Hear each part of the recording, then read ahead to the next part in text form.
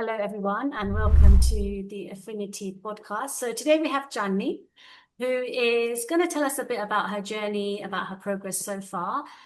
So I won't waste any more time, Chandni. I'll just hand straight over to you. And if you can just tell us a bit about yourself, what does life look like, for you day to day at the moment, and just a bit about what you do. Off you go. Sure. So I'm a full-time working mum to two beautiful boys who are 5 and 2. Alongside that, I'm also studying towards a qualification. So I'm a lawyer, but I'm just doing an additional qualification. So that has required me to go up to Nottingham for past 7 months for every other month. So it's been quite intense studies, trying to fit everything around being a mum and just life in general. Amazing, good. And what was it that made you start? Why did you start Affinity? What was it that made you reach out when you did? So I actually reached out to Nick a year before I started my journey. And that was because I saw someone that I knew had gone through the journey. She was also a mum of two, working full time. So I thought, well, she can do it, I can do it. So I had that initial call with Nick and he explained everything and it was just so engaging and I'm like, I can do this. But I got off the call and something just didn't sit right with me. I was just like, I don't know why I can't take this step. So fast forward a year. So at the end of November last year, I wasn't at a best place mentally. And I knew something had to change. And I think I just got tired of oh, I'll start my diet on Monday, or I'll eat better on Monday, or I'll exercise better on Monday. It just wasn't happening. And for a year, it didn't happen. So I picked up that conversation with Nick again. It was just, I feel like it feels like such a cliche to say that when it clicks, it just kind of happens. And I think something just clicked in my brain, and I was just like, now it has to be now. Yeah, amazing, amazing. And you've already said, you had that year break. So you were thinking about it for that year in between where Hmm. you had that first call, which is amazing. But before you joined us, Hmm. what was life like before you started? It was, in terms of my mental state, it wasn't great. Um, Kind of just feeling not like myself. Always prioritizing the boys' food and my husband's food, and then at the end of the day being, oh, I don't have energy to make my food, so I'm just going to have beans and toast or waffles and toast, or I'm just going to make myself a plate of nachos. It was kind of put myself last, um, and I realized it would just, I was putting on weight. Mentally, I was just not in a great place. My clothes weren't fitting. My wedding ring stopped fitting me, and everything was just kind of horrendous. So yeah, it wasn't great before I started. And then I tried for a year to kind of get myself on track by myself, but clearly wasn't working. Yeah, okay. And be honest with me. So what were your thoughts around investing in this program before starting? When you had that first call with Nick, Hmm. what was going through your mind in terms of investing into this? I, yeah, my biggest concern was whether I would be able to stay consistent with what was going to be asked of me and fit it around my work life, my study life, and just my normal life.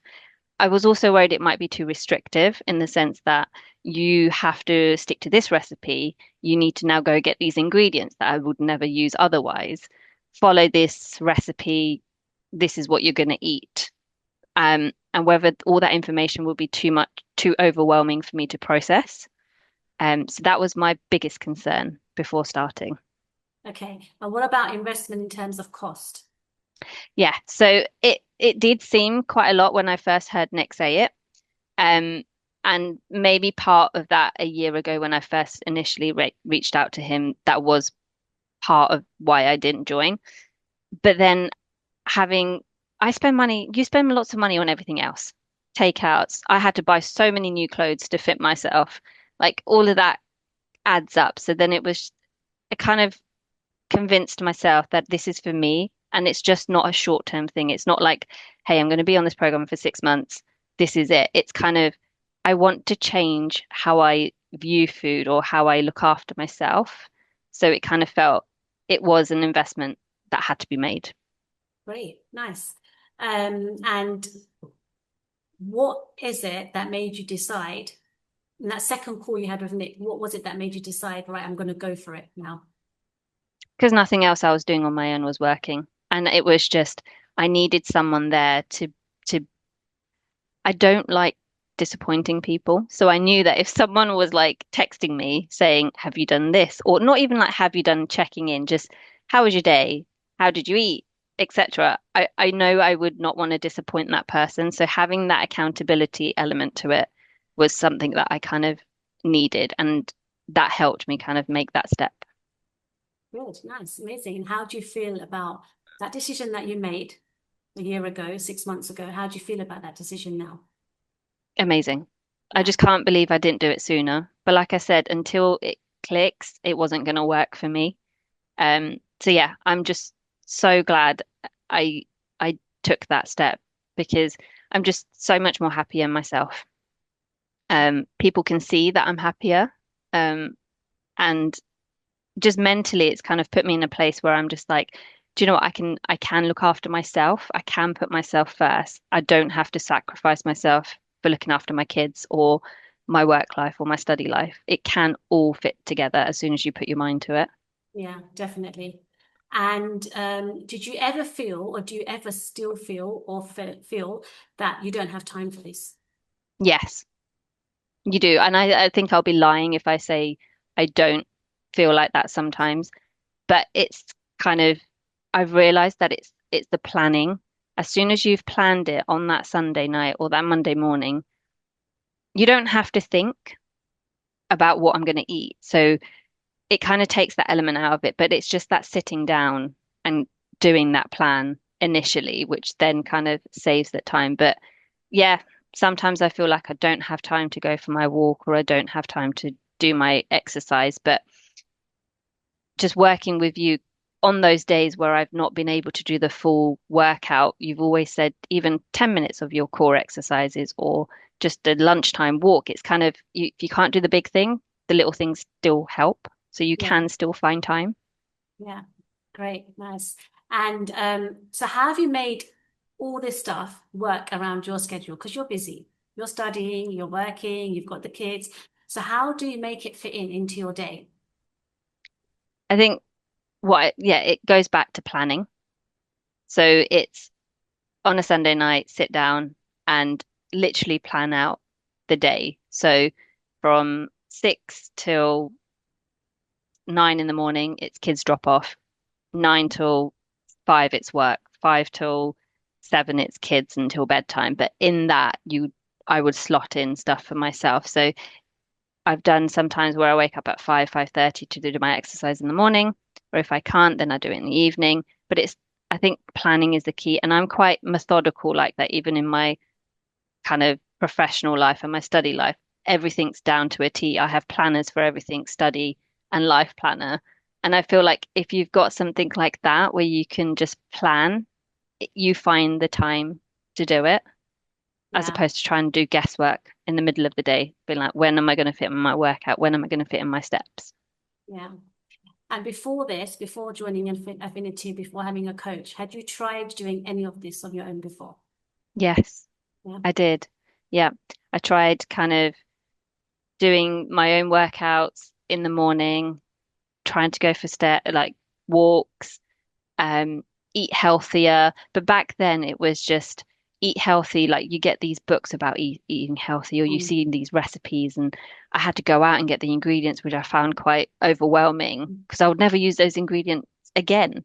Um, so what this has differed in that sense that I can still eat what I want to eat. What the boys are eating, I'm eating.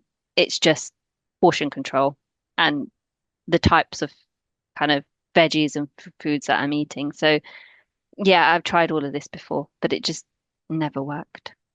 So And what for is it? five What? years, really, Oh wow, 5 years. So what is it? You said a bit about this, but what is it really that's different this time? What has worked for you? You're gonna say the the planning. accountability, I think. Yeah, it's the fact that someone's not on my back. That's really bad word to say, but someone's there kind of checking in on me to say, hey, how are you doing today? And I'm like, oh gosh, okay, I've done okay. I have done my workout. I have done my steps.